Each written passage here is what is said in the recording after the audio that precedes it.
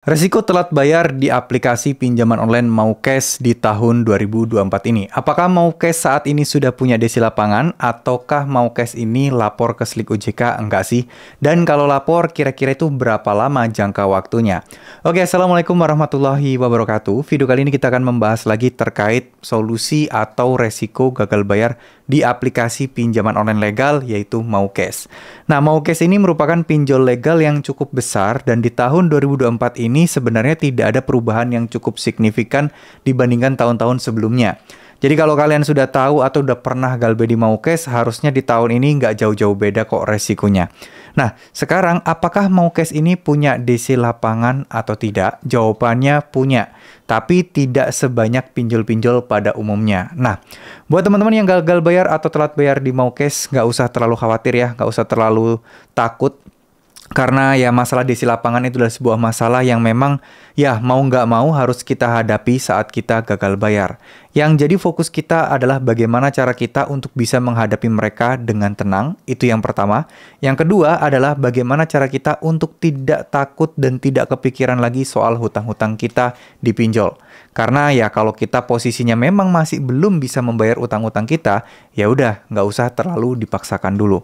Jadi buat kalian yang saat ini telat bayar atau gagal bayar, bunga itu udah pasti berjalan, udah pasti akan terasa gede banget utang kita, tapi nggak perlu khawatir, utang kita akan mentok 100%, nggak akan nambah-nambah lagi. Soal DC lapangan itu ya rata-rata di atas 1 bulan itu baru ada yang datang. Tapi tergantung juga ya di daerah kalian itu banyak DC lapangannya atau tidak, banyak yang galbe atau tidak, karena tidak semua dapat didatengin DC lapangan dalam waktu yang cukup cepat. Oke, jadi buat teman-teman yang mungkin saat ini ya didapat ancaman akan ada DC lapangan yang datang dan seterusnya, nggak usah terlalu dipikirin.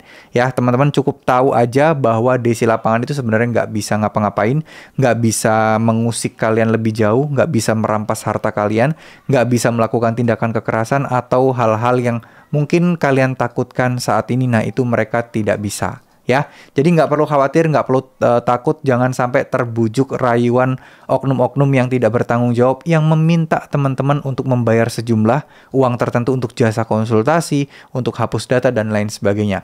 Jika video ini kalian temukan di-upload di orang lain, di platform yang lain, dan video ini di atasnya ada tulisan jasa konsultasi atau yang menawarkan jasa konsultasi, itu artinya itu bukan saya karena saya tidak pernah membuka jasa konsultasi juga dan saya juga tidak memungut bayaran apapun dari teman-teman. Kalaupun ada di atas atau di bio akun ini itu tertulis jasa konsultasi hubungi nomor sekian sekian sekian, itu hoax, hati-hati, itu penipu karena mereka sudah mencuri video ini tanpa izin dan niatnya dari awal sudah jelek. Jadi harap hati-hati teman-teman ya. Oke, jadi intinya nggak perlu khawatir lagi soal Maucas. Untuk Slik OJK mereka sayangnya ada, dan nggak usah khawatir juga, biasanya di atas 2 bulan itu sudah masuk ke Slik OJK. Dan kedepannya insya Allah galbe apapun, dipinjol apapun, insya Allah masih aman. Gak usah takut, gak usah panik, tetap tenang aja ya. Terima kasih, semoga apa yang saya sampaikan bisa bermanfaat. Mohon maaf jika ada salah-salah kata. Wassalamualaikum warahmatullahi wabarakatuh.